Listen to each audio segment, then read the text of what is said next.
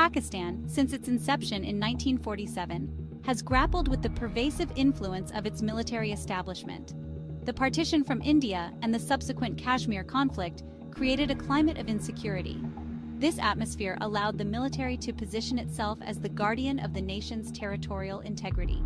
The early demise of Pakistan's founding father, Muhammad Ali Jinnah, and the lack of strong civilian institutions further exacerbated the situation. A power vacuum emerged, and the military, with its hierarchical structure and perceived discipline, was quick to fill it.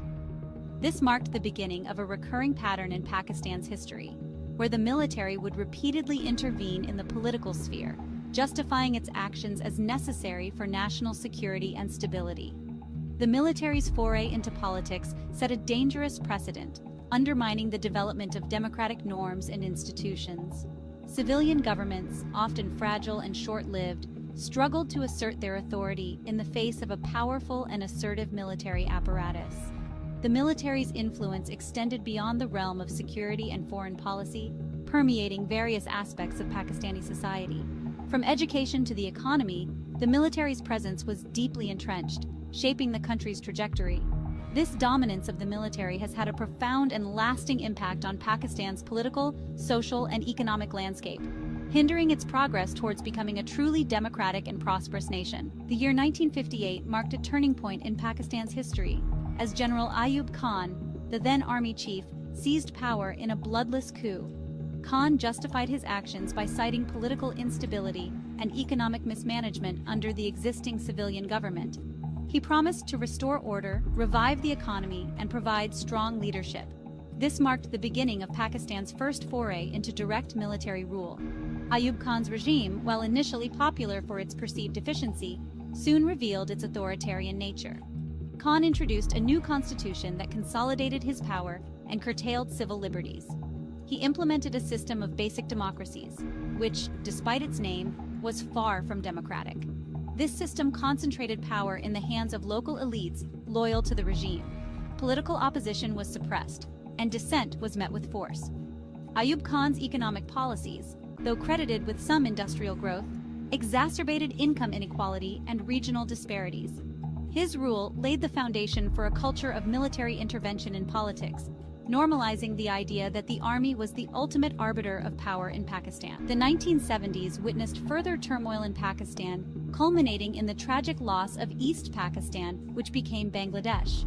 This period saw the rise of Zulfikar Ali Bhutto, a charismatic leader who promised socialist reforms and a more equitable society.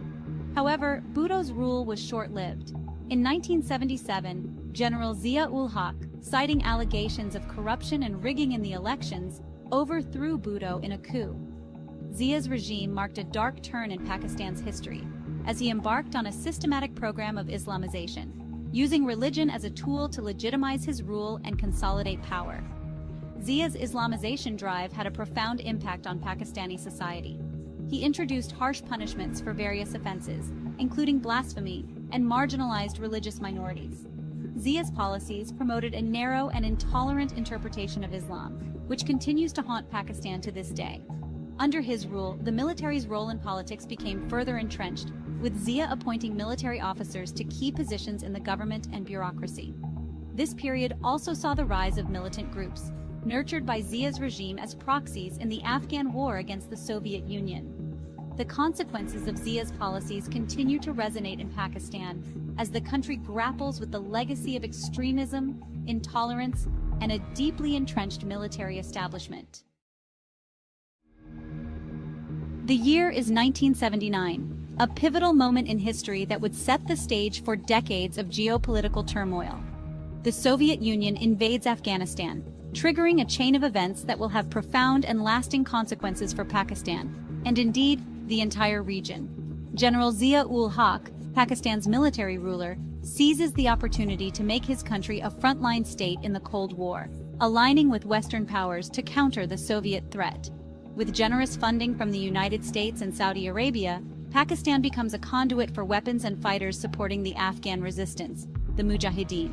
This influx of resources and fighters transforms Pakistan into a key player in the regional power dynamics.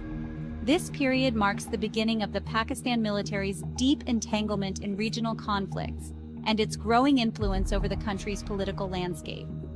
The military's role expands beyond traditional defense, becoming a central force in shaping national policy. The Afghan Jihad, as it came to be known, had a transformative impact on Pakistani society. The influx of fighters and weapons, coupled with the ideological fervor of the jihad, began to reshape the social fabric of the nation. It led to the proliferation of arms and the rise of radical Islamist groups within Pakistan's borders. These groups, initially seen as allies in the fight against the Soviets, would later pose significant challenges to Pakistan's internal security. The military, empowered by its central role in the conflict, gained unprecedented political and economic clout. This newfound power allowed the military to exert considerable influence over civilian institutions and the economy. This period laid the foundation for the military's enduring grip on power, a grip that continues to shape Pakistan's destiny to this day. The military's involvement in politics became deeply entrenched, affecting governance and policy decisions. The legacy of the Afghan Jihad is complex and multifaceted.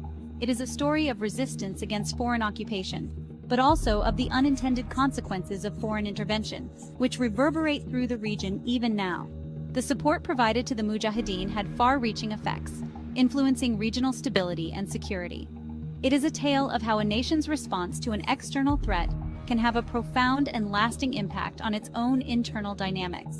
The decisions made during this period would shape Pakistan's political, social, and economic landscape for years to come. In the decades that followed the Soviet withdrawal from Afghanistan, Pakistan would grapple with the blowback from its involvement in the conflict, facing the specter of extremism, political instability, and a military establishment deeply entrenched in the nation's affairs. The long shadow of the Afghan Jihad continues to influence Pakistan's trajectory, highlighting the enduring impact of historical events on contemporary geopolitics. The US and Saudi Arabia, eager to bleed the Soviet Union and Afghanistan, poured billions of dollars into Pakistan. This massive influx of funds was part of a covert operation known as Operation Cyclone, one of the longest and most expensive covert CIA operations ever undertaken.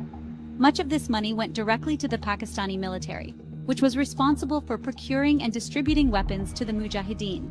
The Pakistani Inter-Services Intelligence, ISI, played a crucial role in this process, acting as the intermediary between the US, Saudi Arabia, and the Afghan fighters.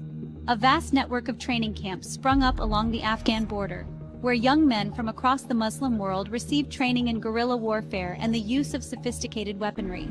These camps were not just military training grounds, but also ideological breeding grounds, where the concept of jihad was deeply ingrained in the minds of the recruits. While the primary objective was to defeat the Soviets, the influx of arms and the training of thousands of fighters had unintended consequences. The battlefield became a crucible where various factions vied for power, and the weapons supplied for one war began to fuel another.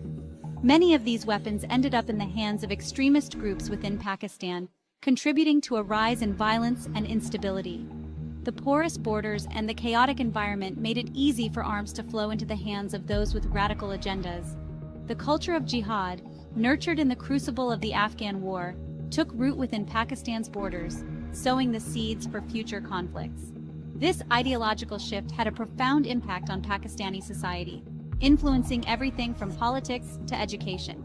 The Pakistani military, initially a conduit for these weapons, became increasingly entangled in the conflict. Their involvement was not just logistical, but also strategic, as they sought to shape the outcome of the war to align with their own national interests. It played a direct role in shaping the Afghan resistance, favoring certain Mujahideen factions over others. This favoritism often led to internal conflicts among the Mujahideen, further complicating the already volatile situation. This interventionist approach, driven by strategic considerations and regional ambitions, further cemented the military's role as a key player in Afghan affairs, a role it continues to play to this day. The legacy of this involvement is still evident, as Pakistan remains deeply intertwined in the ongoing complexities of Afghan politics and conflict. The Soviet withdrawal from Afghanistan in 1989 did not bring an end to Pakistan's troubles. The country was awash in weapons and battle-hardened fighters, many radicalized by their experiences in the Afghan war, returned home. Pakistan's porous border with Afghanistan became a haven for militant groups who found safe haven and support within Pakistan's tribal areas. The Pakistani military, having nurtured these groups during the Afghan Jihad, now faced the challenge of containing them. Extremist groups, emboldened by their successes in Afghanistan, began to turn their attention inward, targeting the Pakistani state and society. The rise of groups like the Tehreek-e-Taliban Pakistan, or TTP, which emerged in the tribal areas in the early 2000s, marked a new and dangerous phase in Pakistan's struggle with militancy.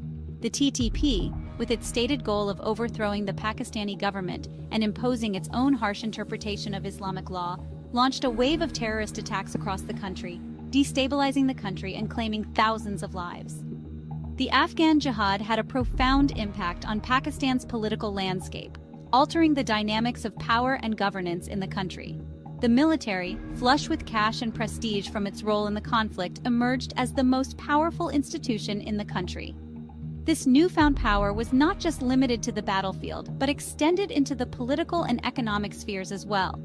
It had tasted power during Zia's regime, and it was reluctant to relinquish its grip on the levers of control. The era of General Zia-ul-Haq marked a significant turning point, embedding the military deeply into the fabric of Pakistan's governance. Since Pakistan's independence in 1947, the military has directly ruled the country for nearly half of its history, staging coups and dismissing civilian governments at will. Leaders like Ayub Khan and Yahya Khan further entrenched the military's role in politics. The Afghan Jihad, with its accompanying influx of foreign aid and the empowerment of the military establishment, only served to strengthen the military's hand in political affairs. The foreign aid not only bolstered the military's capabilities, but also its influence over national policy. The military developed a vested interest in maintaining its dominance, using its control over foreign and security policy to justify its interference in civilian matters. This control allowed the military to position itself as the ultimate guardian of national security.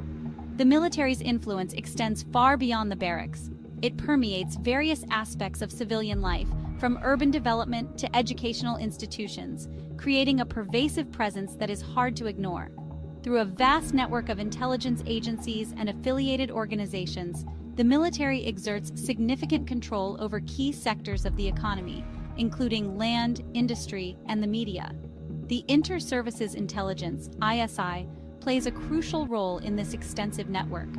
This pervasive influence allows the military to shape public opinion, manipulate electoral outcomes, and stifle dissent.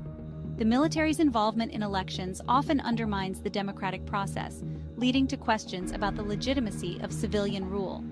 The military's shadow looms large over Pakistani politics, casting a long shadow on the country's fragile democracy.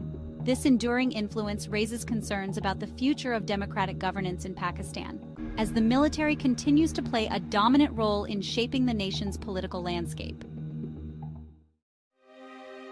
Pakistan's history has been marred by a recurring theme: military intervention in politics. From the very birth of the nation in 1947, the civilian government has struggled to establish its legitimacy and authority. The military, with its structured hierarchy and centralized power, has often viewed itself as the true guardian of the nation's interests. This self-appointed role has led to a series of direct military coups and subtle manipulations of civilian governments, hindering the growth of a stable democracy. The first military coup in 1958, led by General Ayub Khan, set a dangerous precedent. It established a pattern of military intervention that would be repeated multiple times in the decades that followed. Each coup was justified as a necessary step to save the nation from corrupt or incompetent civilian leaders. Each military takeover has resulted in the dismantling of existing democratic structures, the suppression of civil liberties, and the delay of much-needed social and economic reforms. The constant threat of military intervention has also cast a long shadow over civilian governments, making them hesitant to assert their authority and implement policies that might be perceived as challenging the military's dominance. The military's interference in Pakistan's political system extends far beyond overt coups. The military establishment has mastered the art of manipulating electoral processes to ensure favorable outcomes.